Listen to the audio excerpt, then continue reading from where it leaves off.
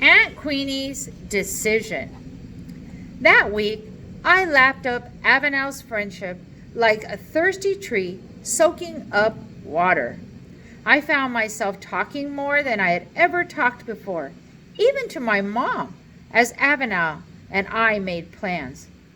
The football games, the sock hop, the fall concert were no longer events to avoid. The one thing that bothered me was that Avenel never told me herself that her father was in jail.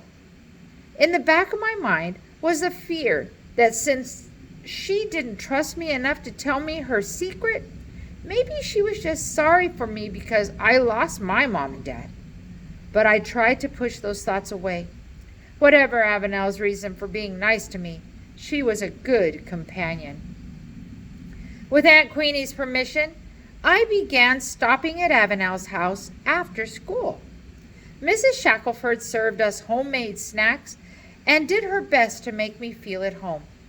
When she asked me about school, I didn't resent it the way I had with Aunt Queenie.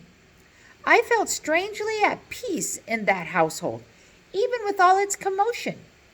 On Friday, Mrs. Shackelford reissued the invitation for Punky and me to come and visit. "Yeah," said Avenel. "Come right after breakfast tomorrow, and we'll have the whole day." My heart pumped a little harder. Not only would I get to spend the day, but I'd be in the same house with Tree.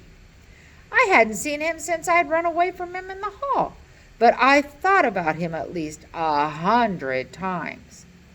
I left the Shacklefords with a spring in my step.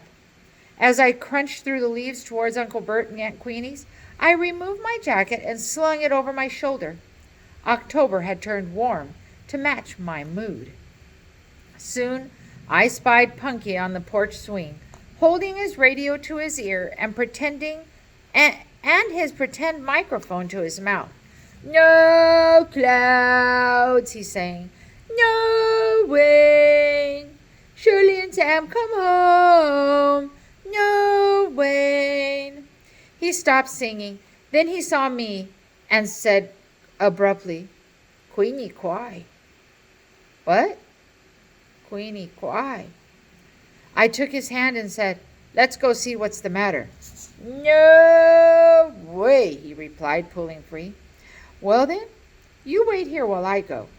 "Yeah, DJ." He settled back in the swing, trusting me to handle the situation. I waltzed into the house, then through the living room to the kitchen, where I plunked my books on the table.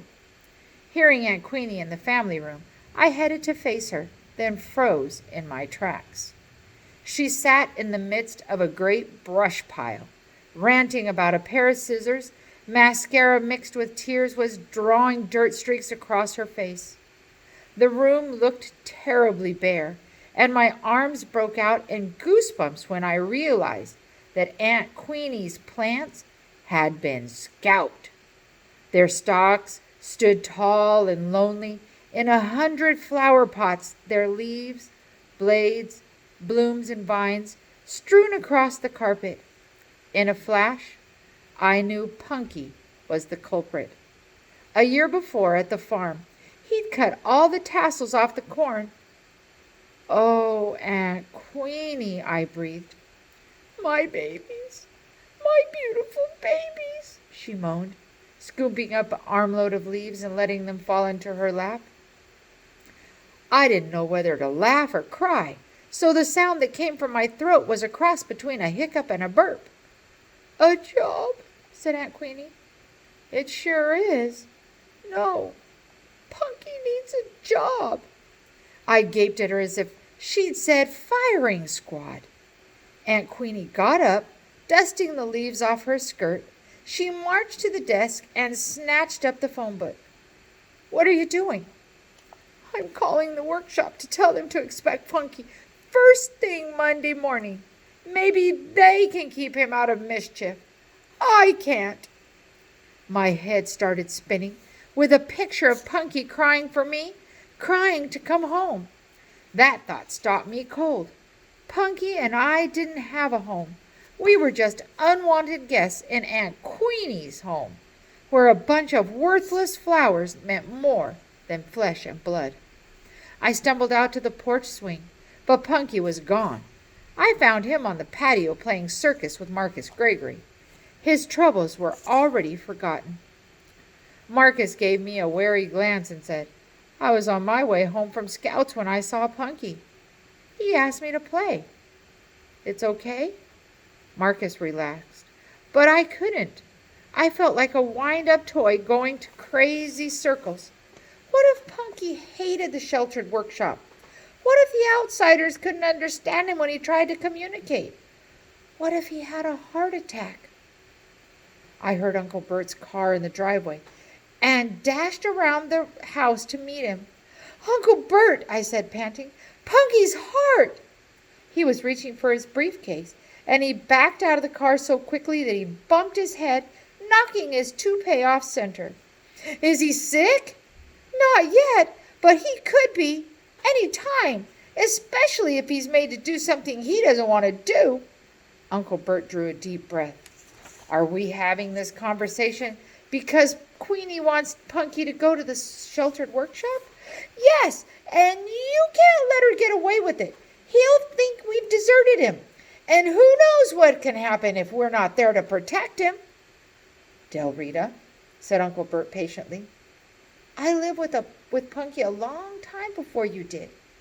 In fact, when I was a boy, I clobbered more than a few guys who dared to make fun of him. But times are changing for people like Punky. They're being accepted by society, and there are opportunities now that didn't exist 20 years ago." Uncle Bert slipped an arm across my shoulder, but I pulled away from him. He was a traitor. He had turned against his own brother. I sat in the family room and fumed while Aunt Queenie laid out the plan for Punky's future, as if he were one of her projects instead of a person. The tension was so thick at supper that even Punky sensed it. He didn't say bang after Uncle Bert's amen, and he didn't eat anything except his creamed peas. After sneaking horn bones into his pocket, he gathered up his belongings and went back out to the patio. My eyes swam with tears as I watched him through the sliding glass door. Carefully, he arranged his most prized possessions on the picnic table. This was Punky's world.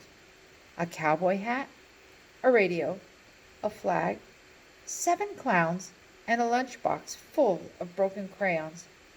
How could Aunt Queenie be so cruel as to push him out into a world full of strangers?